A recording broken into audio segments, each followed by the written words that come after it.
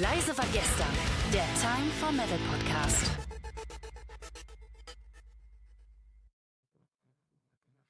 Erfrischendes Moin Moin und guten Tag zu einer neuen Folge von Leise war gestern, dem Time for Metal Podcast. Hier ist Simon, der ehemalige Coffeeboy, mittlerweile zum Host aufgestiegen. Und ich bin natürlich wie immer nicht alleine hier. Mit mir ist der One and Only Kai im Studio und wir haben uns einen Gast dazu eingeladen, Joakim, Lead Singer von Sabaton. And so we're going to switch to English now, so Joakim is understanding what we're talking about. Welcome, Joakim. Yeah, my school German isn't that good anymore. But you have had school German? Yeah, 3 years, so grade 7 to 9 I studied German. Oh, that's the reason why one more beer is really your thing. Yeah, but to be honest, I know how to order beer in many languages. So before we talk deeper here, so we talk with Joakim from Sabaton, and they are currently at the press day in Cologne. So we grabbed a slot in their interview slot, and I hope you feel well. So currently it's time of the Gamescom. Do you have a slot at the Gamescom, or is this a reason why? We played yesterday actually on the Gamescom show floor, if you will, which was really with fun. the wargaming guys, right? Yeah. Yeah. Makes sense. Mm-hmm. So to put you at whatever kind of other hall doesn't make any sense. No. So let's start the thing what our listeners always listen to. It's called the theme roulette. So we have a random topic here, and we have a specific time to talk about. Due to the fact that the time slot is not so long today, Simon, do you take care about 666 seconds? So 7 minutes and 6 seconds. And after this, we are not allowed to talk about this topic anymore. Never, ever in our whole life. Okay. Oh shit. Okay. Okay. I press on this randomizer. What's Zufallsgenerator? Random generator. Random generator.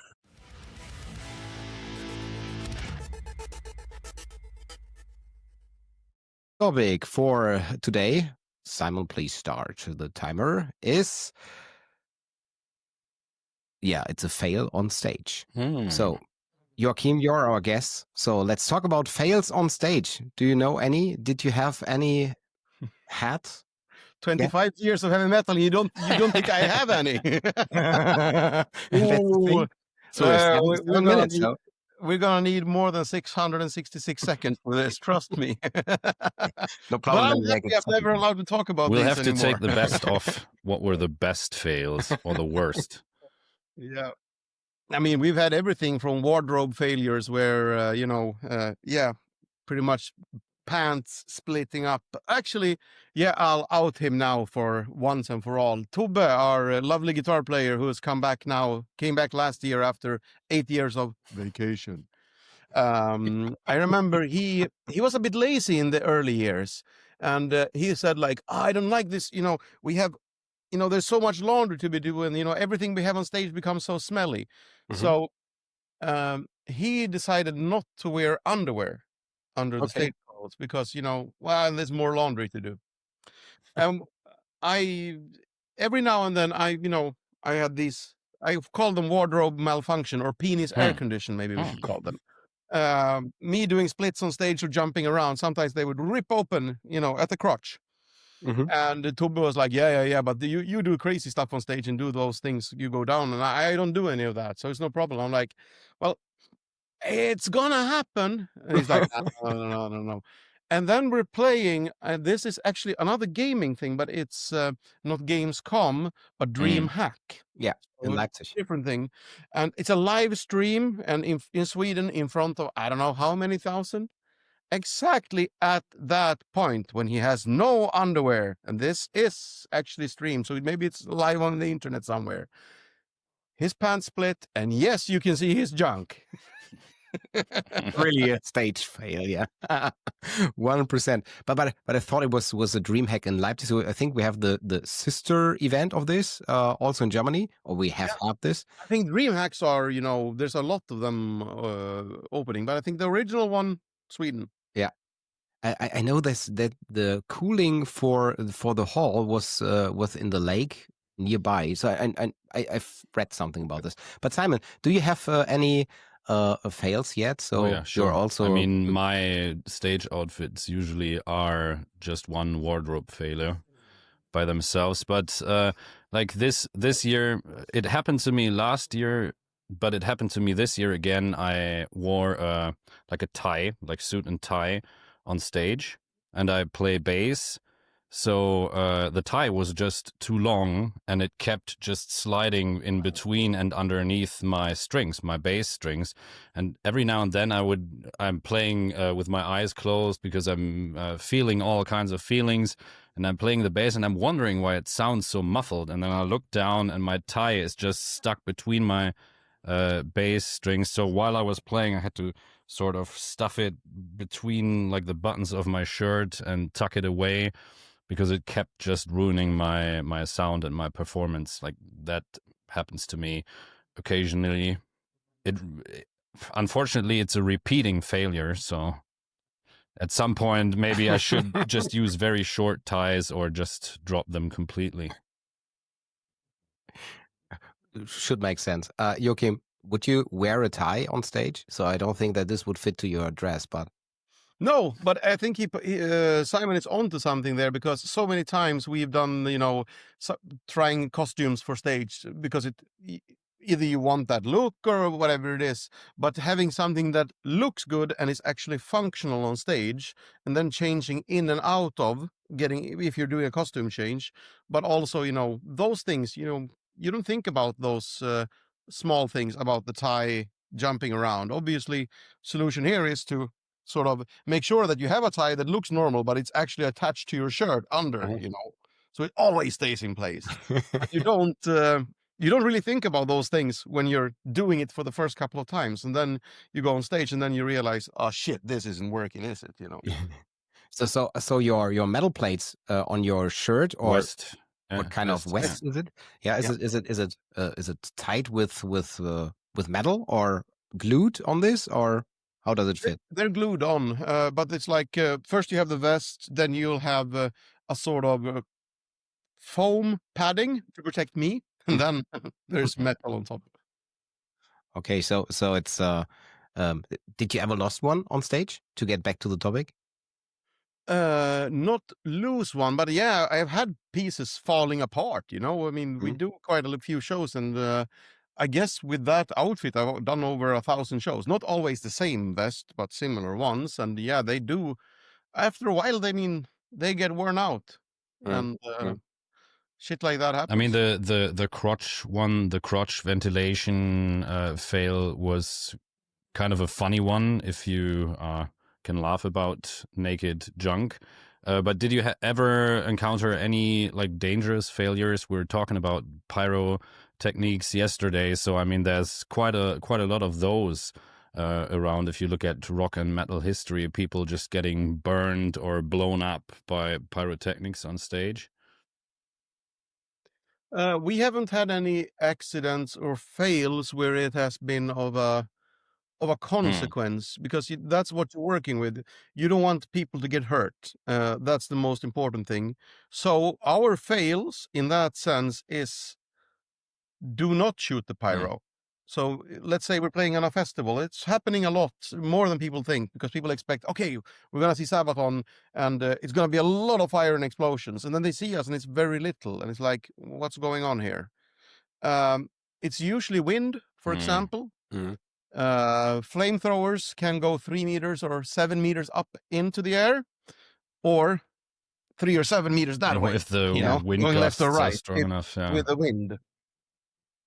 So, and also that means explosions and everything in the way. We've told our pyro crew to don't worry about us, unless if it's a single event, don't worry about us if it's flamethrowers, because we're sweaty. It's usually fine. Per lost half his beard once. And I've had several times I was trying to be cool and I was going to be jumping just in front of the, before the flamethrowers fired. I actually jumped exactly when the flamethrowers fired. Stop That was was it. it? That was 666? 666 seconds. That's how quickly they go by. Yeah. But about flamethrowers, you're not allowed to talk about flamethrowers anymore. Okay. Never, ever in the future, in whatever. But I have a professional problem. that's the reason why we don't never talk about the podcast in this kind of topics. On 17th of August, you are starting with a new release called October, Legends. right? And Because October. it would have been What did I 5 say? days ago otherwise. Okay, it's October. Sorry. Yeah, October. And it's called Legends. And if you take a look over here, there it is. There's the cover artwork and shows us, let's say, a little bit something different from the other albums you've done. So when I read and heard it correct, we're not talking about Second World War or something like wars in Europe. This is more about heroes or legends of the mystic way, in a mystic way. No, not only mythical, but we are moving into mythical arenas. If you're talking about, let's say, Knights Templar, obviously historical things, and what we sing about is obviously the historical part. Yeah. And let's say also, a better example would be Blood the Impaler. He's a legend. Maybe he's a legend because of the book Dracula, though. That has nothing to do with history. But he existed. But he existed. And what we sing about is always the historical side, to the extent that that is possible. So we are moving still in, military history. We are still in, what do you call it? Possible times of historical historical accuracy. So the first one in the timeline is actually in the end of the album is Senusret III in the song The Cycle of Songs. That's 1,800 years before Christ. Because obviously we were barbarians in Scandinavia. We didn't have a written language, but they had, There are still texts from that. Okay. So to really use this as a source for the story? Yes, actually, the songs that his people sort of created for him, maybe by his command, we don't know, but is the source material for that song. And then moving on through history, Vlad the Impaler, Joan of Arc, Julius Caesar, Genghis Khan, Hannibal, we're grabbing all these people on the way. And the final one in, time history we have is Napoleon, which is 1,800 years after Christ. Yeah. Approximately, obviously. Let's say that's the youngest one. Yeah, he's the young one. I've read that that's the first time that all band members were also engaged in the creation of the songs. Yeah. What was the difference than before, and how did you create those? Actually, it's weird. Nothing changed since before, and it's just by chance, because I've written songs with Hannes before, but at that point, I didn't write with Chris, or Chris didn't write a song for that album, and I've written with Tube before, and so it's just pure chance because everybody in the band has been writing songs for Sabaton albums before, but this is the first time we're all on the same album. Maybe because the time range is so large now for this album that everyone had a part that he was interested in. Maybe, yeah. Is there one particular song where you say that's or one figure of the of a legend where you say this is 100% your favorite? No, not really. It's always a danger of being biased by what you're familiar with from before. In that sense, Julius Caesar, a home run as a legendary, commander in history, for sure. Also, when researching him, obviously I knew a lot about Julius Caesar before going in. So there's less new information for me with him, as opposed to Miyamoto Musashi that we sing about in The Duelist. So Samurai, heard the name, I was aware of him, but I didn't know the philosophical side to him, that he was an author of a book called The Book of Five Rings. And so I usually get attached for wrong or right reasons, I don't know, but for the ones where I discovered the most new stuff about. So I discovered a lot of new stuff I didn't know before about Miyamoto Musashi, but that's maybe because I knew less about him from the start than I did about Napoleon or Caesar. After 20 years of Sabaton, everybody knows you having a tank on stage, but now switching from the times where tanks are available for the war man, what will the people in future see? Will there be, let's say, horses or Roman emperors or whatever will be on stage? Will there be any change? We're thinking about Hannibal taking elephants across the Alps. Oh, that's also a tank, yeah. Elephants, would be fun. No, but you're right. We are totally redesigning our stage set for the upcoming tour. We're starting here in Cologne, actually, on I think November 9th or something like that, which is weirdly enough, Lanxess Arena is only 5 minutes walk from where I'm sitting right now. And we have tore down everything we have. Because, as you said, we used to be in much more modern military history. We're going way further back in time now. Tanks have no place here. And I mean, let's say we didn't only rely on tanks before, but everything we had has to be sort of thrown away. So we totally redesigned the whole show, stage set, and everything. And we started with zero and sat down and thought like, okay, now we think like, what if we were Sabaton fans? What could happen on stage that would make us go, oh, fuck? What could surprise? What would make us happy that was in Sabaton, but we didn't see it coming? We were aware of it, but we didn't think they were going to do that, So working with what's sort of unknown, working with what's known, but as a surprise, and also what the hell moments. How did that happen? That's the best description, yeah. Really interesting time, and we've just pressed 2 weeks ago. Pressed the sort of record or play button and everything. Stuff is being built. The show is designed.